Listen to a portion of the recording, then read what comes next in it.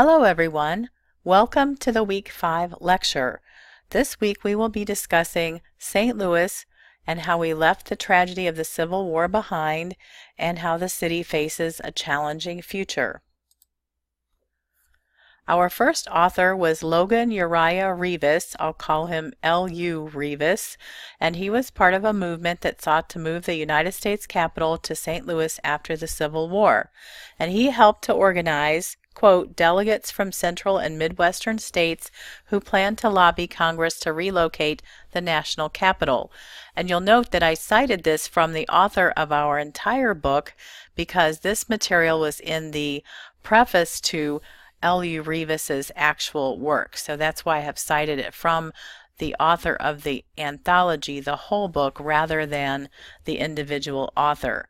And then Logan Rivas, or L.U. Rivas's publication, St. Louis, the Future Great City of the World, appeared in a variety of versions for more than a decade, again cited from the entire book rather than just one of the authors inside the book.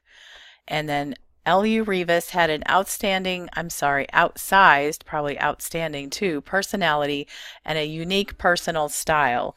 I read that his clothes were ill-fitting, like kind of loose and floppy, and his beard was actually bright red, so he was quite the character, quite an appearance that was very interesting. And then his writing is chock full of statistics and enthusiasm for his adopted city. Rebecca Morrow Rivas came to St. Louis. She was born in Ireland and then lived in New Jersey for a time. And when she came to St. Louis, she was 27 years old, and she met and married L.U. Rivas when he was over 50. And she started writing poetry as a child and wrote a poem with essentially the same title as her husband's Grand Ode to St. Louis, and instead she put the word St. Louis after the future great city of the world. And this is a sample couplet from her poem, and I really should not kind of make fun of her writing. It is a little bit dense and interesting stylistically, but I couldn't help it. St. Louis, St. Louis, we echo the name, repeated by them as the city of fame. And you'll note that I actually document her quote from her passage in the book. So since her name is the same as one of our other authors, I use her first initial, her last name, and the page number on which this quote appears. So whenever you cite anything from one of the authors inside the anthology from our book, please use that author's name in the citation so that we know who actually wrote that piece. So this was R. Rivas on page 318 of Seeking St. Louis, and this is a picture of her, of Rebecca Morrow Rivas, which was inside that book I posted in the additional information this week on Blackboard. And then we have a very famous author this week, Mark Twain, who was Samuel Clemens's alter ego. Sometimes when we learn about someone who's that famous and who has more than one name, the Mark Twain name overtook his real name, so we mostly call him that. And very few American authors, even to this day, have ever achieved the success and fame of Mark Twain. If you ever visit Hannibal, Missouri, which I was fortunate enough to do fairly recently, you will see that it's a virtual shrine to his life and his career. I don't know if they have someone impersonating him every day, but while we were there, there was a man walking around kind of dressed as Mark Twain with the hair and the suit. And then although Mark Twain's writing has withstood the test of time, and you can still get copies of his books either free, like I found one for us to look at, which is in the additional resources for this week. Also, there are still some things in the in his writing that are problematic, and in some places his most famous work, Huckleberry Finn, has been banned because of the language and what happens in the novel. And then, but it's still available, and many people love it. And a list of Mark Twain's most notable books according to Britannica.com, includes The Adventures of Huckleberry Finn, as I mentioned, a Connecticut Yankee in King Arthur's Court, and there's at least one movie based on that. Pudd'nhead Wilson, which is one of the first mystery stories ever written in American literature. The Celebrated Jumping Frog of Calaveras County, which is quite humorous, and other sketches. The Innocents Abroad, Life on the Mississippi, which we have an excerpt of to discuss this week, Roughing It, and The Prince and the Pauper, which was a Disney movie back a long time ago. So that's a very interesting little tidbit of trivia. And then Mark Twain had a life on the Mississippi and beyond. He had a life as, for a while anyway, he did many things, as a Mississippi riverboat pilot. And one of our reading assignments, or his reading assignment this week, talks about that, how he really wanted to be a riverman in his work. And then Mark Twain filled his life with adventure, promoted himself and his work tirelessly, and helped to make the world a better place by advocating for those who were less fortunate. So even though some of his work has some controversial language, he was trying very hard to make the world a better place. And then he also used humor to entertain and as a weapon. And I just found one of these quotes here, clip art, with an image that is either Mark Twain or a very good imitation. And it says, "If you don't read the newspapers, you are uninformed. If you do read them, you are misinformed." And there's plenty of other wonderful quotes from Mark Twain. And then our next author in the book is Kate Chopin, who is also very famous.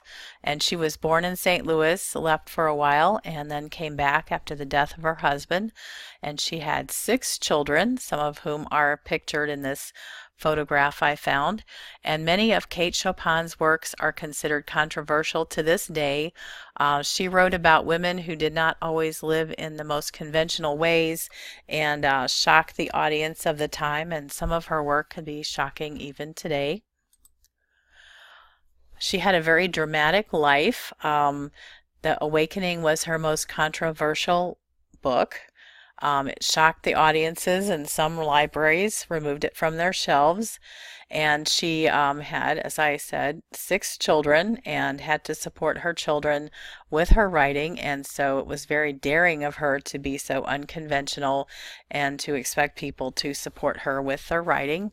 And here is a cover image from one of her books, The Awakening, which is still available on Amazon. You'll notice this is a Norton Critical Edition, meaning her work and Mark Twain's have been subject to much discussion by scholars, and both of them have been very respected authors for quite a long time. And one thing that was kind of trivia, but very sad trivia, and reminds us of how this period was affected by the 1904 World's Fair, Kate Chopin actually died after she was visiting the 1904 World's Fair, and that's in the material, the introductory material to her work in the Sandwise book, which is why it's documented here. And then we have our very famous What's the Matter with St. Louis essay. And I read that and I kind of thought about how it applies to St. Louis today and how we still have areas of St. Louis that look like they may have been bombed, and it's really depressing and sad. And so even though we started out with work this week talking about how wonderful St. Louis is, and then we end up with What's the Matter with St. Louis. But William Marion Reedy loved St. Louis, supported poets like Carl Sandburg and Edgar Lee Masters. He strongly advocated for social reform as well as the 1904 World's Fair. And if anybody asked him where he went to high school, it was Christian Brothers Academy. If you're from St. Louis, you know that was kind of a joke on the famous St. Louis question. And then he was an alumnus of St. Louis University. So we have a kindred spirit with him. And so that's a very interesting essay to end up our reading assignments this week. And then I have something else to talk about. This week we are working on our paper 2, and so I wanted to bring up a few things about that so that everyone is hopefully working on that. Please feel free to ask me questions on Blackboard, by email, etc. Also, University Writing Services is a great resource. Even if you're early in a writing project, you don't have to go see them or send your paper in when it's finished. You can also ask them questions when you're early in the writing process. So paper 2, the summary from the assignment sheet, it's due on Saturday, April 28th in Blackboard. The length should be 8 to 10 full pages of text plus an MLA works cited page. Now in the assignment sheets you may have noticed this, but there are links that you can click on or do a control click and see more information. So there's more information. Also, I'll be posting the the PowerPoint lecture, and you can click on the links in it as well. The file type should be a Microsoft Word file. Please do not turn in a PDF document. Those are hard to grade. Citation and formatting should be an MLA style.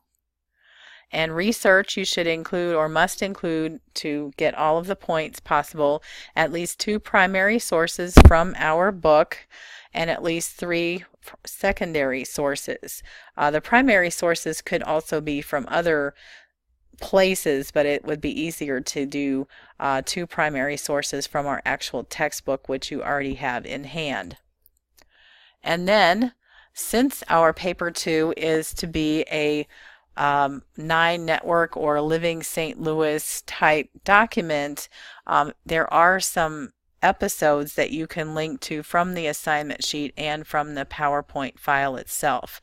So I hope everyone has got a good start on paper 2, and I'm looking forward to discussing this week's reading assignments, and I wish you the best as we continue into the new week. Thank you. Bye-bye.